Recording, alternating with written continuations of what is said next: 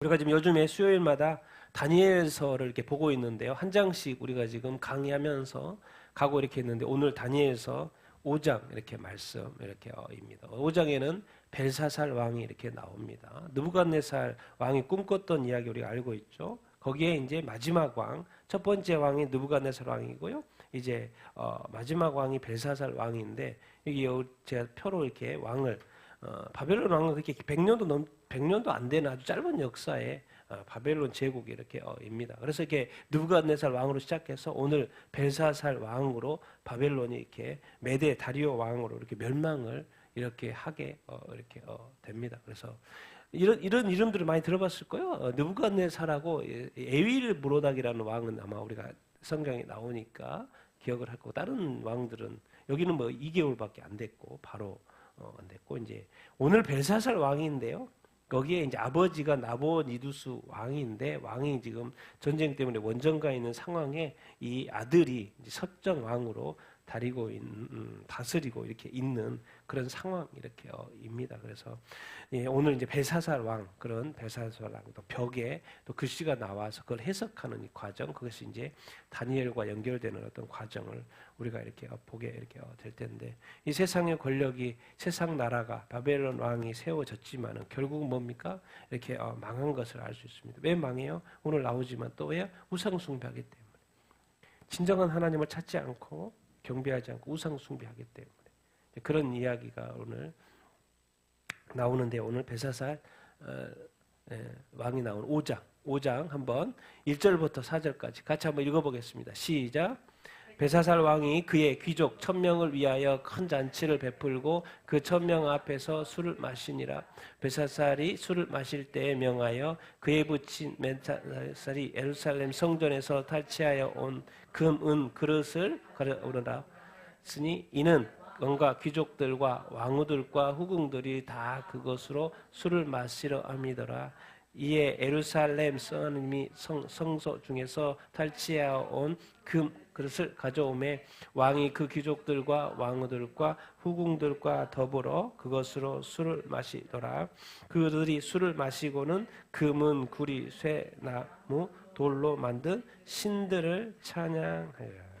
마지막 이 바벨론 보통 이제 신바벨론이라고 하죠. 이 바벨론 왕의 이 나라의 마지막 왕 벨사살 왕이 오늘 이제 어떤 일을 이제 잔치를 베푸는데 1000명의 어떤 귀족들과 근데 거기서 뭘 마셔요? 잔치니까 당연히 뭐 술을 마시겠죠. 그런데 오늘 한 가지 이제 실수면 실수고 이 또 죄악이 뭐냐면은 벨사살이 술을 마실 때 그의 부친 느부갓네살이 BC 605년에 예루살렘을 점령하고 성전에서 많은 기구들을 성전 기구들을 가져왔죠. 예루살렘 성전에 기구를 가져와서 보관을 이렇게 하고 있죠. 그런데 그것을 가져오라는 거예요. 사람들이 많이 모였고 많이 내왔겠죠.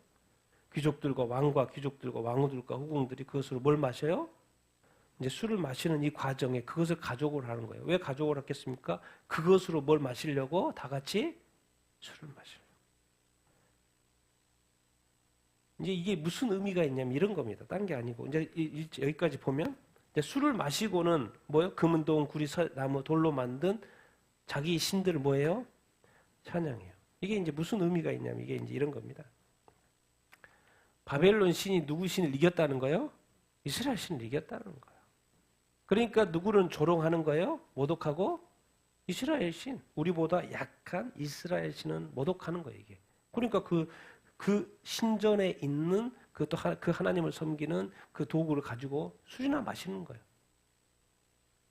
완전히 이스라엘 신을 조롱하는 거고 모독하는 거고. 반대로 자기들의 신은 어떻게 해요? 찬양하는 거예요.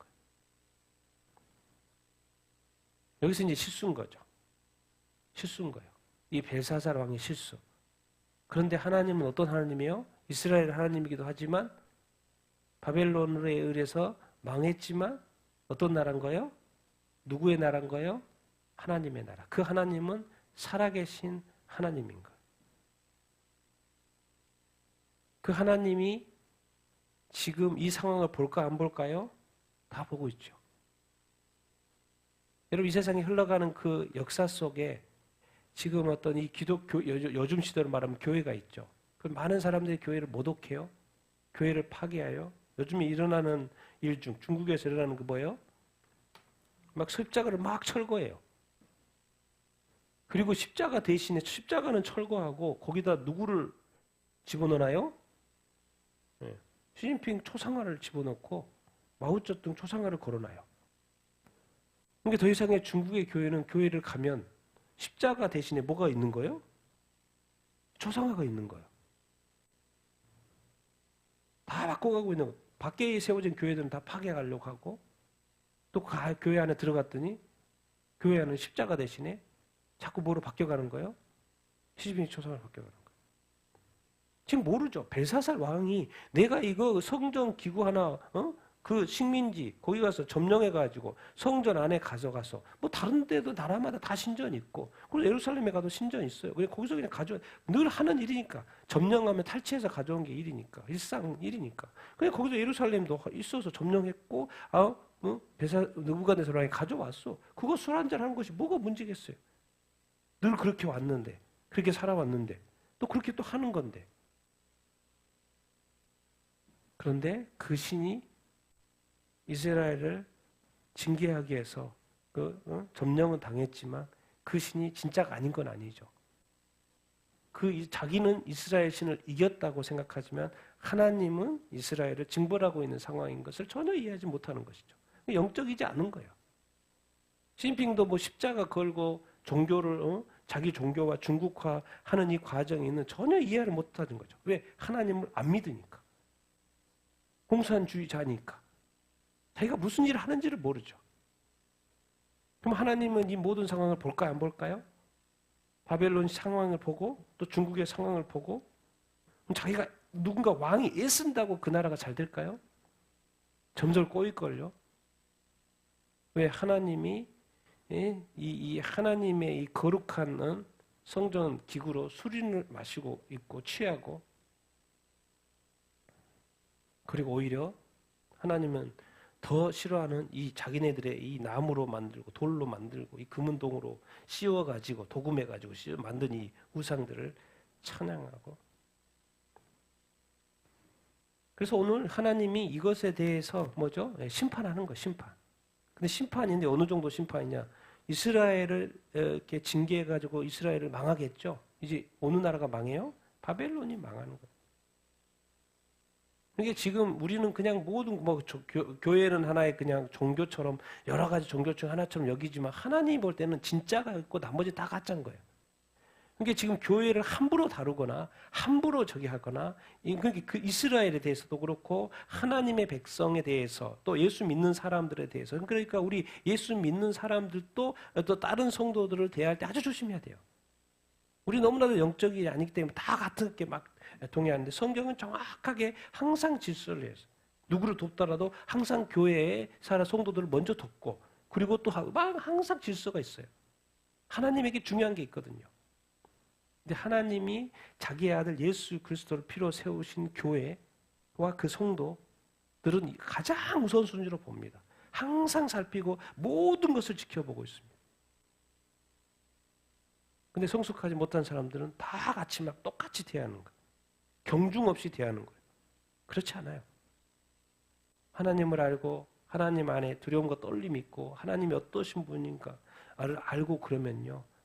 교회의 사랑, 성도 사랑, 또 사람을 어떤 하나님 사랑, 이웃 사랑 이런 부분에 대해서 정말 다를 수밖에 없어요. 그런데 이 영적 무지 가운데 있는 이 벨사살 왕이나 중국의 어떤 시주석이나 또 다른 나라의 많은 어떤 독재자들, 교회를 대하는 것, 교회를 파괴하는 모습들 알아야 합니다. 하나님이 진짜라는 것. 나중에 알게 되겠죠. 오늘 그런 일들이 지금 하나님의 성전 거룩한 도구를 지금 다른 데 술 마시는 데 쓰고 있어서 하나님이 지금 화가 나는 상황인 것이 연출되고 있는 것이죠. 그 5절, 8절 같이 읽겠습니다. 시작. 그때 한 사람의 손가락들이 나타나서 왕궁 촛대 맞은편 석회벽에 글자를 쓰는데 왕이 글자 쓰는 손가락을 본지라 이에 왕의 즐기던 얼굴빛이 변하고 그 생각이 번민하여 널쩍다리 다리가 녹는 듯하고 그의 무리비 서로 부딪힌지라 왕이 크게 소리질러 주술사들과 갈대아 점성사들과 점쟁이들을 불러오게 하고 바벨론의 지도자들에게 말하되 누구를 막론하고 이 글자를 읽고 그 해석을 내게 보이면 자주색 옷을 입히고 금사슬을 그의 목에 걸어 주리니 그를 나라의 셋째 통치자로 삼으리라 하니라. 그 글자를 읽지 못하며 그 해석을 왕께 알려주지 못하는지라. 아멘. 그래서 이제 그야말로 왕족의 1000명 엄청난 파티일 거 아니에요. 어마어마한 지금 파티를 하고 이렇게 있는데 갑자기 그때에 뭐가 나타나요? 한 사람의 이 손가락이 나타나서 이제 벽에 석회 벽에 글자를 이렇게 쓰는 것이죠. 근데 왕이 그것을 봤다 안 봤다? 봤다. 하나님이 정확하게 왕으로 하여금 보게 해요, 안 보게 해요? 보게 해요. 지금 이 글자는 왜 쓰는 거예요? 누구한테 보게 하려고? 왕한테 보게 하려고. 그러니까 당연히 왕이 보죠. 그러니까 이 술파티에 지금 너무 흥미에 겨워서 너무 좋은데 순식간에 그 손이 갑자기 나와가지고 그거 도대체 뭐지? 저기 환영인가? 환상인가? 누가 지금 뭐 신하가 쓰는 건가? 그게 아닌 것 같아. 그냥 손이 나타나더니 글씨를 어떤 글씨를 쓰니까 이게 뭐지? 깜짝 놀랐겠죠? 왕의 지금 한참 즐거워하고 술에 취하고 막 즐기던 그 얼굴빛이 순식간에 변하고 그 생각이 뭐예요? 다시 번민하기 시작합니다.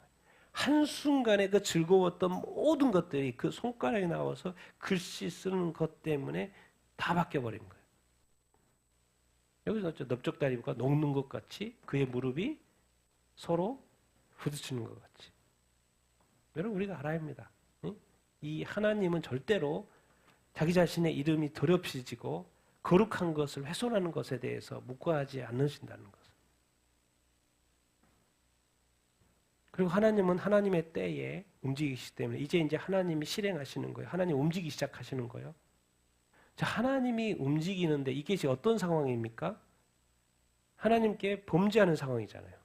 그럼 인간의 그때 하나님이 움직인 것을 했을 때 그것을 보는 이 글씨, 지금 이제 글자를 보는 거죠. 글자만 봐도 지금 뭐예요? 벨사살 왕이 거의 공포와 두려움을 느끼는 거죠. 이게 바로 하나님의 심판입니다. 우리는 너무 가볍게 여기고 뭐 그럴 수도 있지 뭐 이렇게 생각을 하지만 실제로 하나님이 움직이기 시작하면요. 이 어마어마한 18만 5천의 군대도 하루아침에 끝나고요. 하나님이 움직이기 시작하면요. 인간은 선한 것에서 하나님 움직이면 진짜 박수치고 너무 좋아할 일이죠. 하나님이 나타나시는 거니까. 그러나 죄 가운데 있는 사람에게 하나님이 나타나신 것은 그야말로 공포고 두려움인 것이죠. 이 글자가 하나, 손이 나와가지고 글자를 하나 썼을 뿐인데 얘는 뭔가 지금 예감이 안 좋은 것 같다는 걸 느끼는 거예요. 이거 뭔가 좋지 않은 거라는 감이 생기는 거죠. 불길한 예감이 드는 거죠. 이 왕에게는.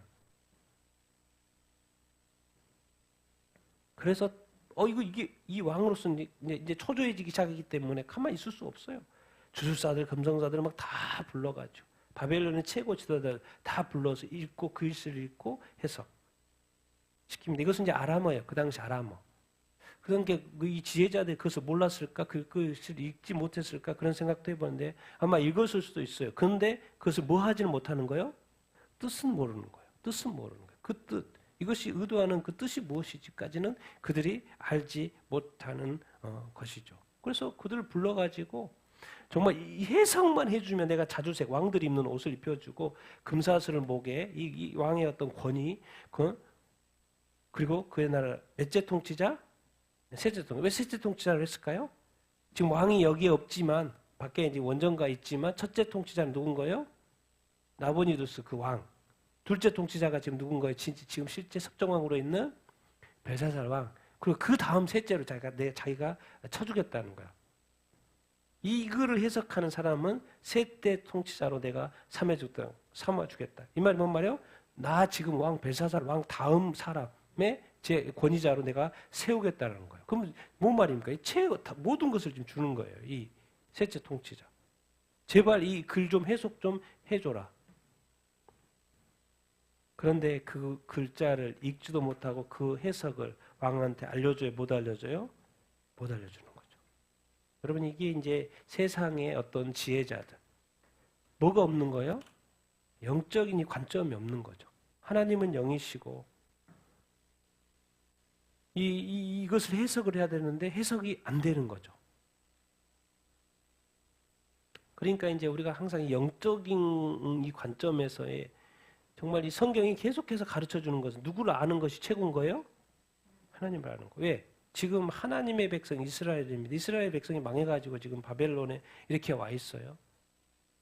거기에 또 최고로 또 다니엘이 있어요. 그건 또 이스라엘 사람이에요. 유대인이에요.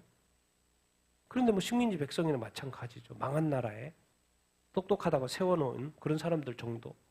사실 뭐 벨사살왕이 몰랐겠습니까? 알았겠죠. 근데 뭐 그 뭐 별거 아니니까. 우리가 이 땅에 하나님을 믿는 이 교회, 이 하나님을 아는 지식, 그리고 또 요즘에 이제 여기는 이제 구약이니까 하나님을 아는 지식. 더 나아가서 신약 시대는 누가 또 중요해요? 예수 그리스도. 예수 그리스도를 믿는 것이 최고의 지식이고 최고입니다. 그리고 그게 영적인 거예요. 영의 사람이고 하나님의 자녀고 그러는 거죠.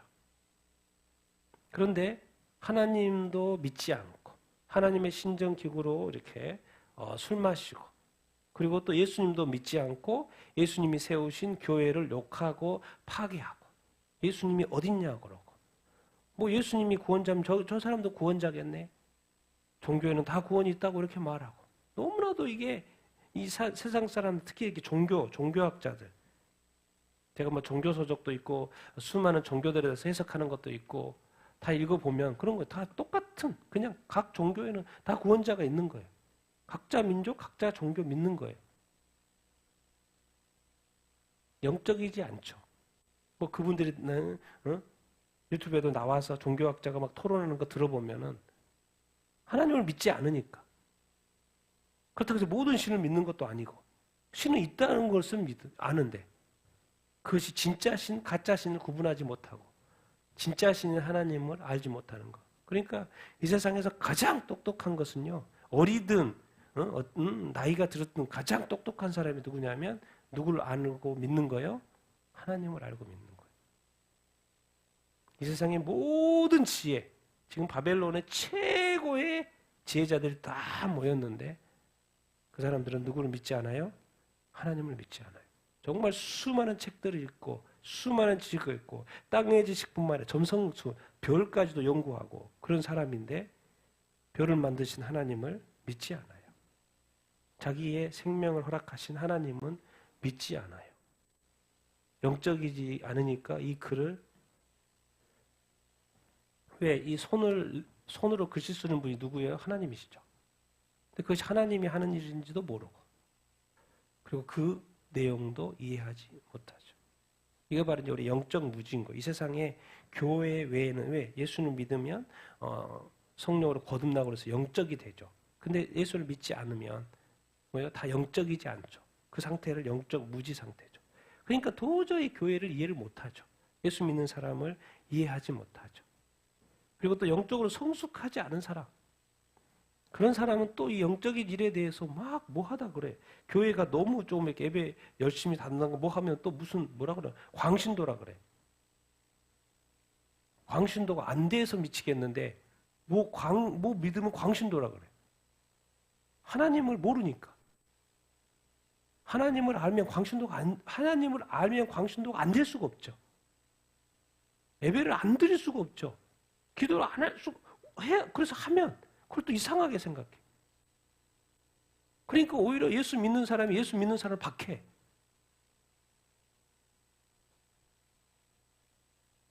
정말 우리가 이제 어쨌든 우리는 세상에 믿고 살아가는 사람이 아니라 누구를 믿고 가는 사람? 하나님을 믿고 가는 사람. 또 누구를 믿는 사람? 예수 그리스도를 이렇게 믿는 사람. 그런데 우리 주변의 모든 사람들 영적 무직 가운데 있고 예수님을 믿지 않는 사람 가운데 살아가고 이렇게 있는 시대 가운데 이렇게 살고 이렇게 있습니다. 그런데 권력은 누가 가지고 있어요? 세상이 권력을 가지고 있어요. 그래서 에베소서에서 말하는 게 하나님의 전신갑주 있고 너희의 싸움이 눈에 보이는 싸움이 아니고 혈과 육의 싸움이 아닌 거예요. 그래서 첫 번째 나오는 게 권세자들, 권력자들 이야기하는 거예요. 왜? 이 세상에 권력을 가지고 있는 사람이 안 믿는 사람이거든요. 그러니까 결국은 이 예수 믿으면 권력자 그냥 쳐버리니까 그냥 뭐 복음 전하는 사람은 아웃이죠. 그러니까 이 교회는 결국 이 권력자들이, 이 세상의 권력을 가지고 있는 사람과의 싸움, 그리고 뒤에 이 영의 싸움, 영도 말하죠. 이것은 영적인 싸움이다라고 말을 이렇게 하고 이렇게 있습니다. 이 지금 이 뭔가 이 거룩하지 않는 일을 하기 때문에 벨사살 왕에게 어떤 사인을 주고 있는 거죠. 하나님이 손에 글씨로 글씨를 이렇게 써서 그 상황이고, 그 다음에 10절 12절 읽겠습니다. 시작. 왕비가 왕과 그 귀족들의 말로 말미암아 잔치하는 궁에 들어왔더니 이에 말하여 이르되 왕의 나라에 거룩한 신을 영이 있는 사람이 있으니 곧 왕에 붙인 때에 있던 자로서 명철과 총명과 지혜가 신들의 지혜와 같은 자니이다.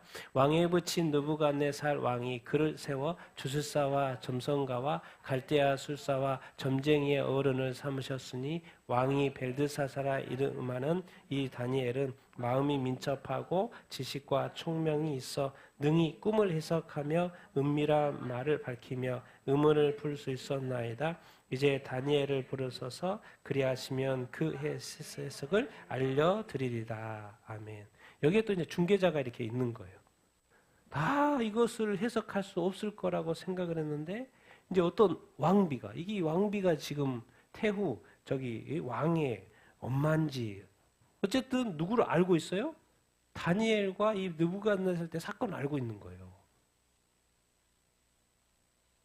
지금 옛날에 느부갓네살 왕이 꿈을 꿨을 때 막 이런 이야기 그때 해석이 안 됐는데 거룩한 신들의 영이 있는 한 사람이 있었는데 그 사람이 누구였다? 벨드사사의 이름까지 지어진 누구였다?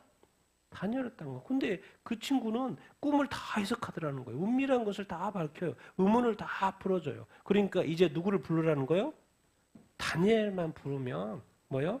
이것은 해석이 될 거라고 지금 누가 소개를 해주고 있는 거예요? 왕비가 지금 이 해석을 하려고 하는데 해석할 사람이 없다는 이야기를 듣고 들어와서 말을 해주는 거죠. 왕비가 지금 중개를 하고 있고 소개를 지금 해주고 있는 상황 이렇게인 것이죠. 그래서 이 과거의 이 일. 근데 이제 오늘 여기서 제가 이제 하고 싶은 말은 능히 꿈을 해석하고 은밀한 말을 밝히고 의문을 풀 수 있는 이 능력을 누가 주셨어요? 다니엘에게? 이 지금 왕비나 이 사람들에게 누가 중요해요? 다니엘이 엄청 중요하죠. 왜? 다니엘만 하면 모든 것이 해결돼요.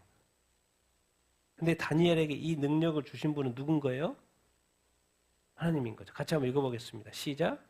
하나님이 이 네 소년에게 학문을 주시고 모든 서적을 깨닫게 하시고 지혜를 주셨으니 다니엘은 또 모든 환상과 꿈을 깨달아 알더라. 그러니까 이제 항상 우리가 기억해야 될 것은 다니엘이 이 모든 여기에 이제 키입니다. 키 해결. 그리고 꿈도 해석할 수 이렇게 있고요. 그런데 이 꿈을 해석할 수 있는 능력을 누가 주셨어요? 누가 주셨어요? 하나님이. 그래서 성경은 처음 시작할 때부터 막 엄청난 일이 다니엘 시대에 일어날 거기 때문에 이 엄청난 일이 누구로부터 되냐는 것을 미리 다니엘서 1장에 설명을 하고 있어요. 이걸 누가 줬다? 하나님이 네 소년에게도 학문을 주시고 또 모든 소절을 깨닫게 하시고 지혜를 주셨으니 특별히 다니엘에게는 모든 환상과 꿈을 깨달아 아는 능력을 주셨어요. 그래서 늘 꿈하면 또 이렇게 뭔가 이렇게 이상한 글씨 나오고 이런 이상한 일이 있었을 때 오직 누구만 해석이 가능한 거예요? 다니엘. 왜? 하나님이 다니엘에게 그 능력을 주셨기 때문에. 그래서 지금 다니엘이 그 시대에 쓰임을 받고 이렇게 있는 거예요. 어떻게 보면 특별한 능력을 다니엘에게 이렇게 주셨고 그것을 이제 첫 번째 왕인 느부갓네살 왕의 꿈 때 그 해석을 했고 이제 또 한 번 이 벨사살 왕의 이 손가락 글씨 도대체 이게 뭐야? 아무도 해석하지 못해. 그런데 과거의 기억을 쫓아서 왕비가 말하는 거.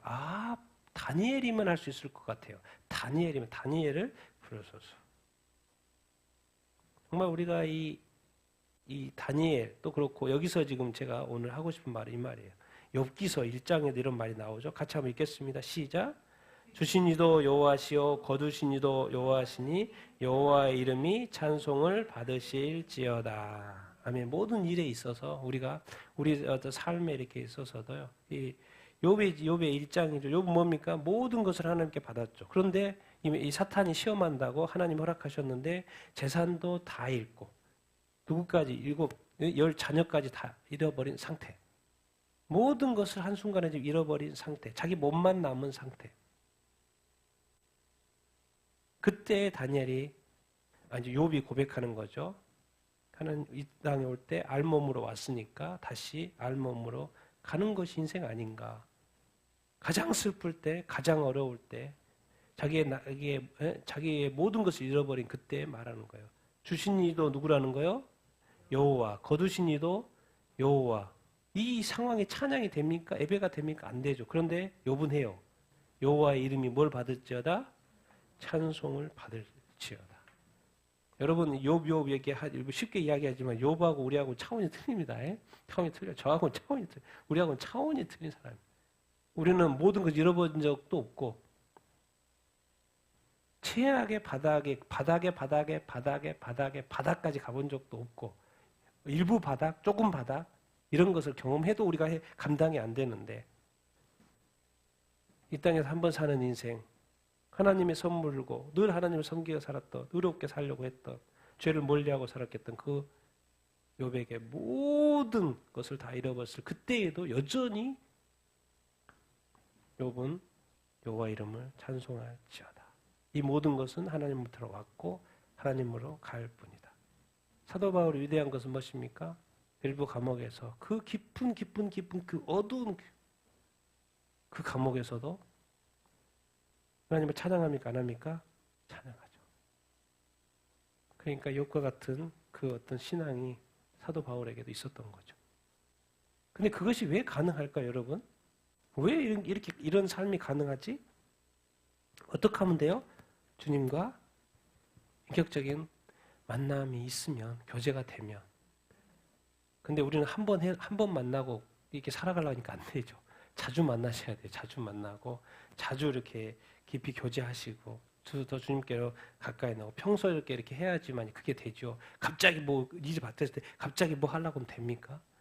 안 됩니다. 찬송이 나옵니까? 예배가 됩니까? 안 됩니다. 늘 하나님 안에 젖어 살다 보니까 어떤 일이 일어나도 모든 것을 잃고 모든 것을 획득할 때도 항상 누구를 먼저 생각하는 거예요? 하나님을 먼저 생각하는 거예요. 뭔 말입니까? 내 삶의 주권은 누구한테 있다? 하나님한테 있다는 것을 늘 생각하면서 사는 거예요. 늘 생각하면서 사는 거예요. 우리는 사건 중심으로, 상황 중심으로, 어떤 일 중심으로 생각하는 사고방식을 다 가지고 이렇게 있는데 항상 그러면서 항상 이 다니엘도 중요한 일을 하면서 하고 욥도 가장 하나님 어떤 상황 속에서 이 큰 부자로서 살아가는데 모든 상황 속에 누구를 먼저 항상 생각하는 거예요? 하나님을 생각하는 거예요. 그냥 뭔 일이 일어났을 때 누구 먼저 딱 생각나는 거예요? 하나님 먼저 생각이 나는 거예요. 보통은 어떻게 하지로 가죠. 어떤 일을 하죠. 어떻게 하지 방법론적인 접근을 하죠. 근데 욥은 사도 바울은 어떻게 할 것이 없어요. 왜? 자기가 지금까지 어떻게 어떻게 잘 살기 위해서 사도 바울도 율법도 배우고 최고 학자도 최고 공부 다 했어요. 근데 그것을 이제 배설물로 여기고 오직 복음을 위해서 살고 있는 상이기 때문에 이제 어떻게가 중요하지 않아요. 그것은 이미 다 내려놨어요. 이미 다 버렸고 오직 복음을 위해서 달리고 있을 뿐이에요. 그러니까 어떻게나 아무 의미 없어요. 사도 바울에게는.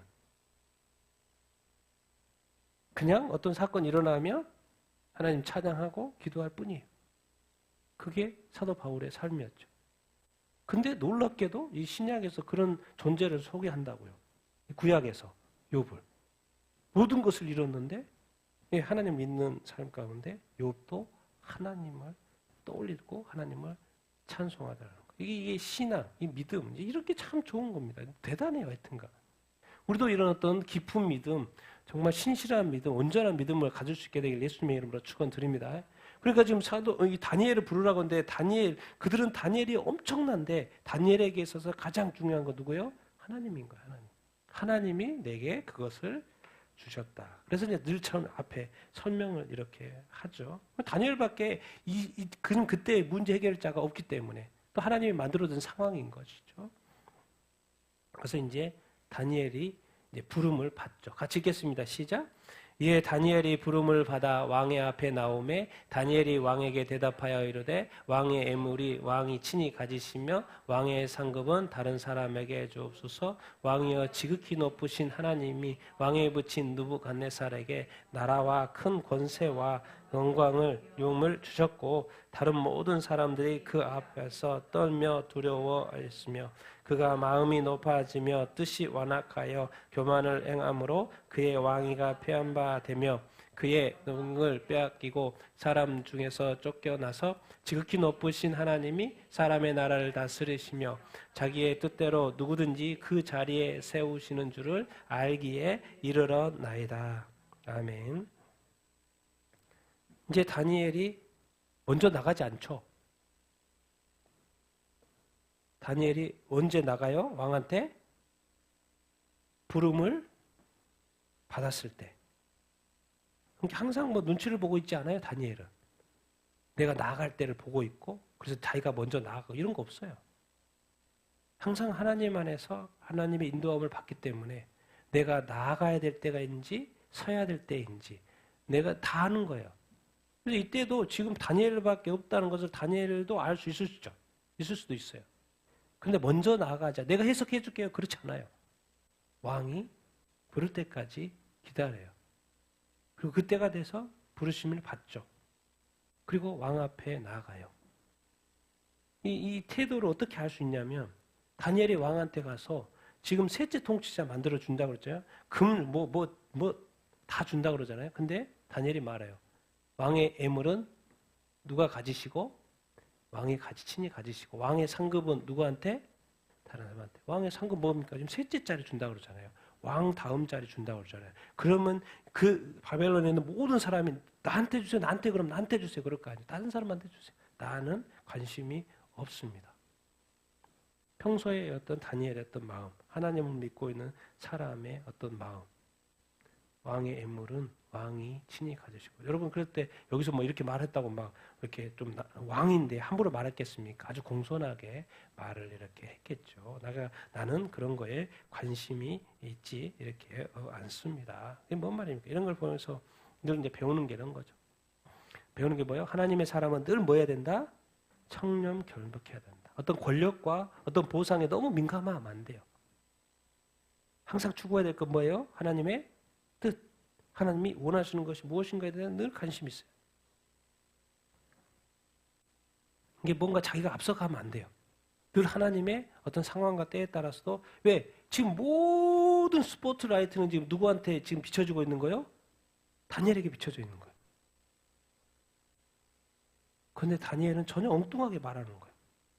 너는 지금 왕의 예물을 받을 만하고 왕의 상급 셋째 자리를 차지할 만하다라고 모든 스포트 그 당시에 모든 사람이 그렇게 생각할 정도로 합당하다고 다 알고 있는데 다니엘은 거기에 관심이 없어요.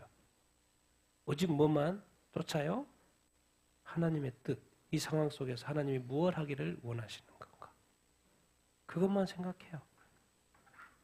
그러면서 왕한테 설명하죠. 지극히 높으신 하나님, 왕에 붙인 느부갓네살 왕 있잖아요. 그 나라와 큰 권세, 영광과 위엄을 누가 주셨다고 지금 설명하고 있어요? 하나님이 주셨다고 설명을 하고 있어요. 자꾸 이제 이 벨사살 왕이 누구를 상기시키는 거예요? 하나님을 생각하죠. 여기서 이제 왕에 붙인 느부갓네살이라고 했지만 느부갓네살하고는 한참 차이가 있죠. 바로 위가 아니고 그 왕의 혈통을 말하는 거예요. 혈통적으로 붙인 왕에 붙인 느부갓네살. 그래서 다른 모든 사람들이 그의 앞에서 떨며 들고 너무 하나님이 주신 권세와 이 나라가 영광이 너무나도 대단해가지고 주변 나라들이 벌벌 떨었다는 거예요. 너무 대단했다는 거예요. 느부갓네살 왕. 그런데 그가 느부갓네살 왕이 마음이 뭐해졌어요? 높아졌어요. 뜻이 완악하고 뭐했다는 거요? 교만했다. 하나님이 가장 싫어하는 거 교만한 거. 감히 하나님 앞에서 교만하는 것이 있을 수 없죠. 사람끼리는 서로 교만할 수 있죠.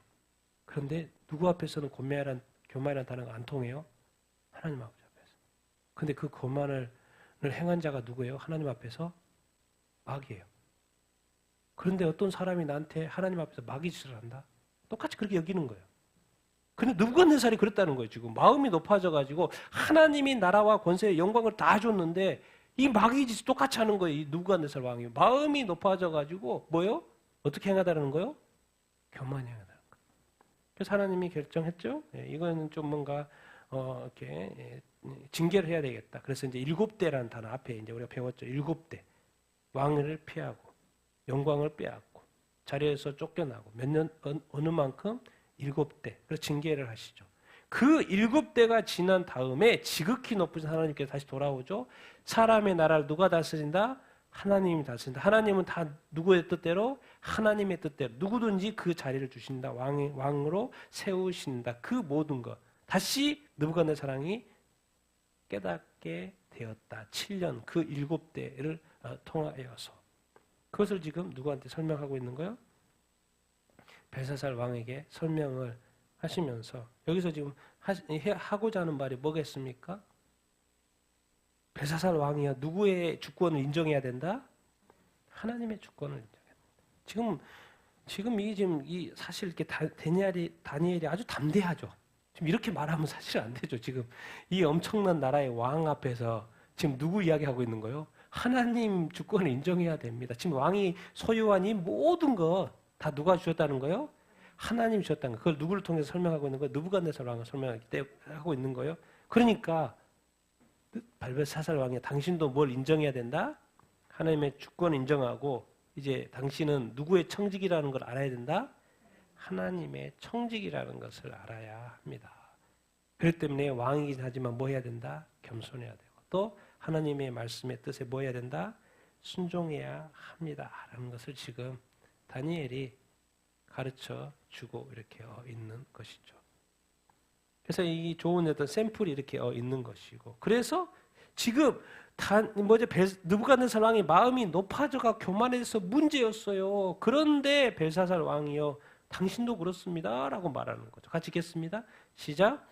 벨사살이여 왕은 그의 아들이 되어서 이것을 다 알고도 아직도 마음을 낮추지 아니하고 도리어 자신을 하늘의 주제보다 높이며 그의 성전 그릇을 왕 앞으로 가져다가 왕과 귀족들과 왕후들과 후궁들이 다 그것으로 술을 마시고 왕이 또 보지도 듣지도 알지도 못하는 금은 구리, 쇠와 나무, 돌로 만든 신상들을 찬양하고 도리어 왕의 호흡을 주장하시고 왕의 모든 길을 작정하시는 하나님께는 영광을 돌리지 아니한지라.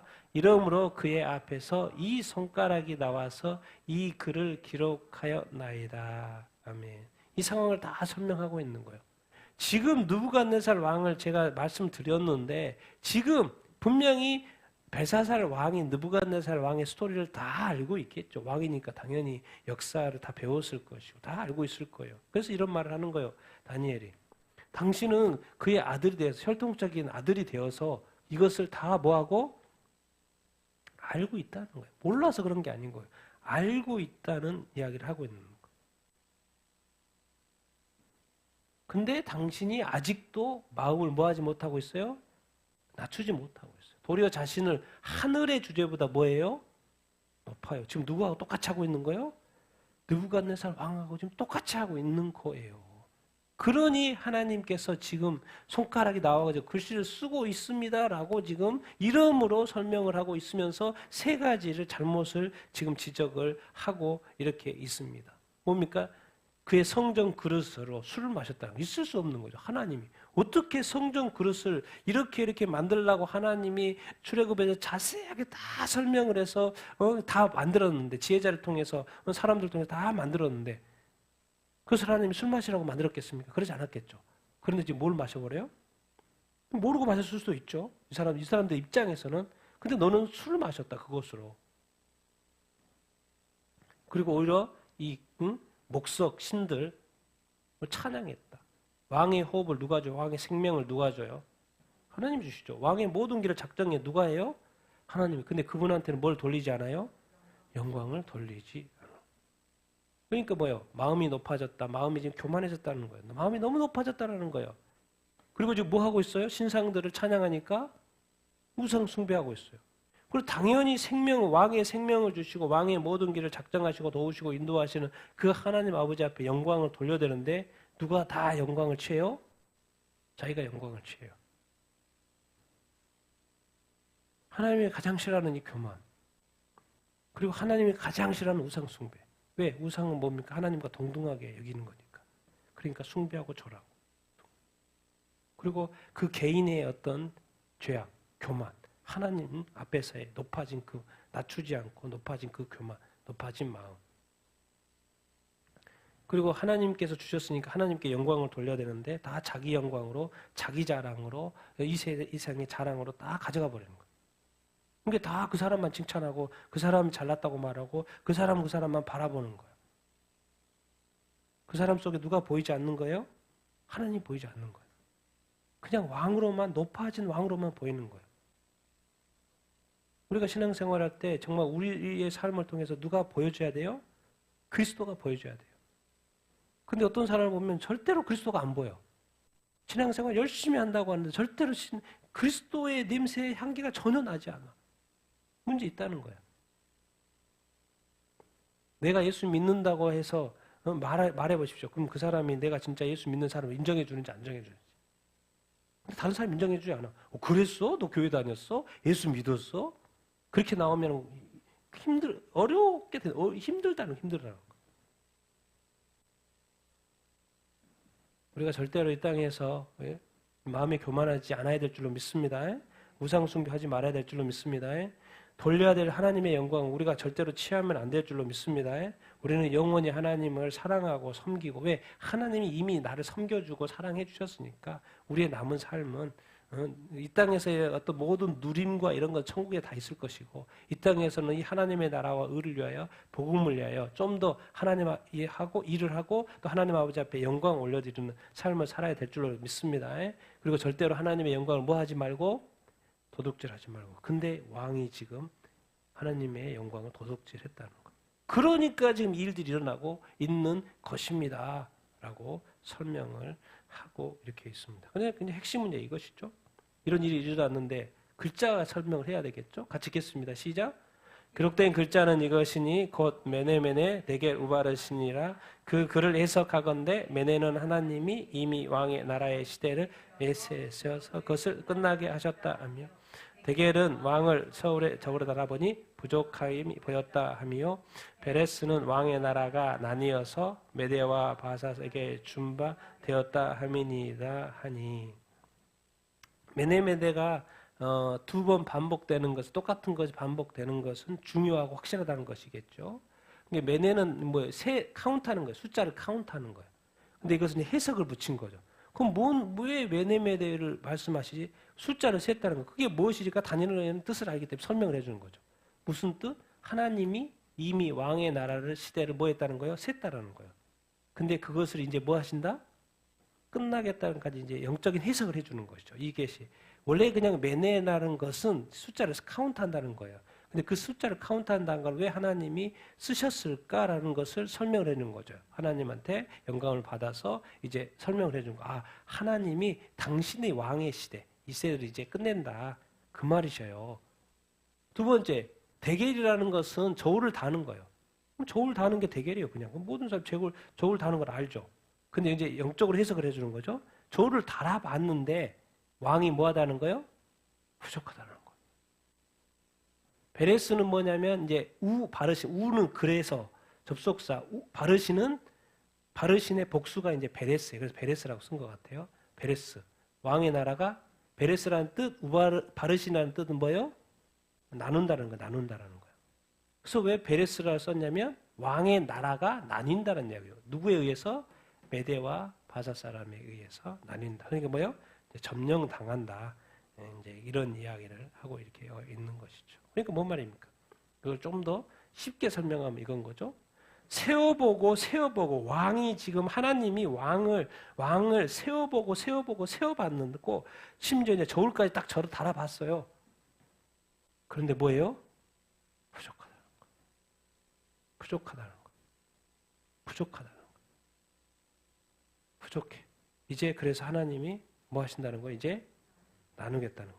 뭔가 하나님의 기대치가 있고 하나님이 왕으로 세우시고 또 왕의 나라를 다스리고 영광을 이렇게 주셨는데 저울을 재보니까 뭐예요? 부족하다는 거예요. 그래서 이제 하나님이 주신 그 모든 것을 이제 끝내겠다는 거예요. 나누겠다고 하는 거예요. 그러니까 하나님은 축복의 축복을 엄청 줄 수 있습니다, 여러분. 우리 삶에 주고 또 줄 수 있어요. 그런데 그것을 하나님이 나중에 세본다, 안 세본다?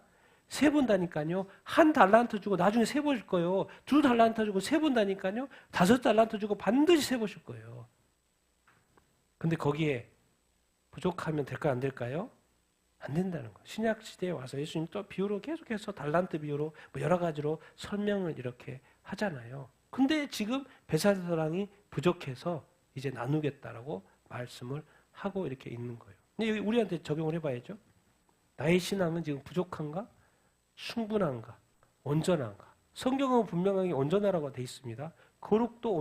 하나님이 거룩하니까 너도 거룩하고 내가 하나님이 온전한 것처럼 너희도 온전하라고 말씀하고 있어요. 지금 왕에게 왕의 나라를 주고 영광을 주고 필요한 모든 것을 다 줬어요. 다 줬어요. 그랬는데 결국 카운트를 해보니까 세어보았는데 부족한 거예요. 주님이 우리를 구원하시고 이 땅에 구원의 삶을 살게 하는데 과연 주님은 나의 삶에 대해서 부족하게 느낄까요? 아니면 충분하게 느낄까요?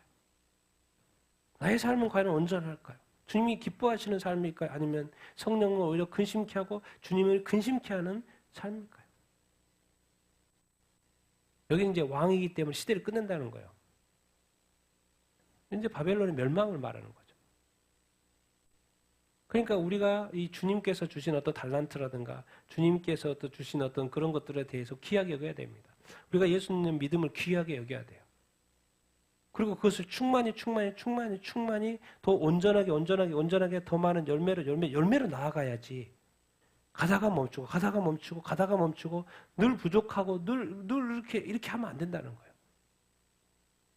왜? 하나님이 어떤 분명히 이 사람에게는 이것이 정도는 될 거라고 생각하고 하나님이 허락하시고 그것을 맡겼는데 그것이 자꾸 채워지지 않는 거예요. 그러니까 자꾸 이제 촛대를 옮기고 뭐 이런 일이 자꾸 나오는 겁니다. 왜? 이렇게 돼야지 하나님의 나라가 다음 단계로 넘어가야 되는데 자꾸 여기서 빵꾸가 나면 다른 방법을 쓸 수밖에 없다는 거죠. 그건 우리가 하나님을 이해해야 되고 주님을 이해해야 되는 것이지 아니요 나를 끝까지 써주십시오라고 말할 수가 있어서 왜? 이미 충분히 세워보고 줄 거 주고 기회 줄 거 주고 다 했다는 거예요. 그래서 어느 타임에는 다음 단계로 넘어갈 수 있는 조건이 돼야 되는데 그게 안 될 때는 주님도 일단은 멈출 수밖에 없다는 거예요. 우리가 주님과의 어떤 신앙생활 관계, 내가 이제 예수 믿는 믿음의 어떤 관계에서 이제는 믿음의 삶을 살게 됐잖아요. 그러니까 이제는 주님이 우리한테 기대하는 것은 열매죠, 열매. 의의 열매, 선의 열매, 이런 것들 열매, 성령의 열매, 뭔가 이렇게 이제 과일 같은 거, 과일 나무가 나무로서의 존재의 가치도 있지만 또 그 과일이 열리는 것을 원하는 것이죠. 신앙의 어떤 열매를 원하는 것이죠. 그러면 하나님도 기쁘고 이웃도 기쁘고 나도 기쁘고 다 기쁜 거죠. 근데 열매가 안 미치면 계속 기다려야 되잖아요. 그럼 이웃은 절대 기쁘지 않아. 나도 더 해야 될 일이 있고 하나님은 늘 기대하고 있는데 그게 나타나지 않아. 그러면 이제 신약 성경에 말씀에 있죠. 좀 더 기다려. 3년이 지났는데 왜 열매가 맺히지 않지? 좀 더 기다려 주십시오라고 농부가 이야기하잖아요. 그래서 내년이라도 안 되면 그때는 그냥 잘라 버립시다. 좀 더 하나님은 어쨌든 주님 좀 더 기다려주죠. 근데 그때는 이제 주님이 정하시는 거니까 우리가 뭐 어떻게 할 수 있는 거 아닙니까? 그래서 우리가 이런 것도 또 적용을 해보면서 정말 내 신앙은 주님이 보실 때 정말 부족한 상태로 계속 있나? 아니면 지금 잘 자라고 있나? 아니면 충분해진가? 온전한가? 이런 것을 또 우리가 생각해 볼 수 이렇게 있습니다. 나는 여러분들이 늘 이렇게 믿음이 신앙이 정말 성장하고 성숙되어져 가길 바랍니다. 더 이렇게 점프하고 더 잘하고 더 많은 열매를 맺는 그런 어떤 사람들이 되길 예수님으로 축원합니다. 지금은 부족할 수 있어요. 그러나 그 부족이 계속 유지되는 것이 아니라 더 채워지고 채워지는 삶을 살 수 있게 되기를 예수님의 이름으로 축원드립니다. 왜 그래요? 뭐 하는 자가 있기 때문에? 세어보는 사람이 있기 때문에. 내가 내 삶이 아니라니까요. 내 삶은 주님 앞에서의 삶인 거예요. 코라함되어의 삶이에요. 그것을 카운트하고 심판하신 분이 계신다니까요. 그분 앞에서 살고 있는 거예요. 내가 열심히 사는 것은 누구 앞에서 살고 있는 거예요? 하나님 앞에서 살고 있고 그분은 카운트하고 있고 기록하고 있다는 거예요. 그리고 반드시 뭘 해볼 거라는 거예요? 저울에 달아볼 거라는 거예요. 왜? 재능도 좋고 삶도 좋고 시간도 허락했어요. 근데 그것이 그냥 지나간다는 게 아닌 거예요. 그걸 주신 어떤 그 목표에 대해서 카운트하겠다는 거예요. 무서운 이야기입니다, 사실. 왕에게 왕의 자리를 주고 왕을 세웠어요. 그랬는데 이제 때가 돼서 카운트해 보니까 그게 부족하다는 거예요. 그래서 하나님이 이제 끝내겠다 그런 말씀을 이렇게 하셔요. 그래서 지금 해석이 다 됐죠. 다니엘이 이런 뜻입니다라고 그 실 그대로 이실 짓고 이렇게 한 거죠. 왕의 시대가 끝났다 어떻게 다니엘이 쉽게 말하겠습니까? 근데 하나님의 뜻을 담대하게 그대로 설명을 이렇게 하면서 결국 이제 마지막 9절 진짜 왕의 시대가 끝나죠. 같이 읽겠습니다. 시작. 이에 벨사살이 명하여 그들이 다니엘에게 자주색 옷을 입히게 하며 금사슬을 그의 목에 걸어주고 그를 위하여 조서를 내려 나라의 셋째 통치자로 삼으니라. 그날 밤에 갈대아 왕 벨사살이 죽임을 당하였고 메대 사람 다리오가 나라를 얻었는데 그때 다리오는 62세였더라. 사실 그날이 다음 날이고 1년 후고 10년 후면 좋죠. 그 왕의 시대가 끝난다는 것이. 그런데 이 벨사살 왕의 적용은 언제였어요? 그날 밤이었어요. 바로 그날 밤. 이 글씨가 손글씨가 쓰여진 그날 밤. 그것까지는 생각 못했겠죠. 언제 나중에 바로 그날 밤. 생각할 여지도 없이 벨사살 왕이 죽입니다. 왜? 지금 밖에 왕이 늙은 왕이죠. 다리오 왕이. 여기서 다리오 왕이 막 여기저기서 나옵니다. 여기 다른 왕입니다. 다니엘의 이 다니엘 왕은 늙은 왕이고 다른 왕이에요. 60세 된 다리오 왕. 메대 사람 다리오 왕이 나라를 뭐 했다? 얻었다. 뭔 말입니까? 바벨론을 공격해가지고 무너뜨렸죠. 근데 이제 이런 이야기가 있어요. 역사가의 글이 있습니다. 그날 점령을 들어왔어요. 역사가의 기록이요. 적들이 들어왔어요. 이제 메대 사람들이 들어왔죠. 들어왔는데 사람들이 다 뭐해 있어요? 역사가의 기록이에요. 다 뭐한 상태? 그래서 지금 1000명 귀족들 데리고 술잔치하고 있었던 거예요. 지금 적은 밖에서 뭐 하려고 하고 있는데 공격하려고 하고 있는데 안에서는 지금 술 취해가지고 그래서 실제로 적이 들어와 봤더니 어떤 상태?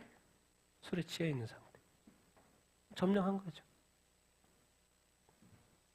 참 이게 참 그렇습니다. 여러분 여기서 이제 우리가 적용 공상 이렇게 말씀 보면서 이게 2500년 전이잖아요. 근데 오늘 우리가 보는 이 말씀을 보면서 큐티하고 또 묵상하고 우리 자신을 적용해 보면 그런 거예요. 2000년 전에 예수님이 오셨는데 지금은 이제 주님이 재림의 때가 가까웠으니까 다시 오실 주님 앞에서 과연 나는 세상에 만취되어 있는 건가? 정말 술에 만취되어 있는 건가? 세상에 만취되어 있는 건가? 아니면 어디에 충만해 있는 건가? 성령에 충만해 있는 건가? 이런 것을 우리가 적용해 볼 필요가 있습니다. 술에 취해 있었던 그 나라는 그날 망했어요.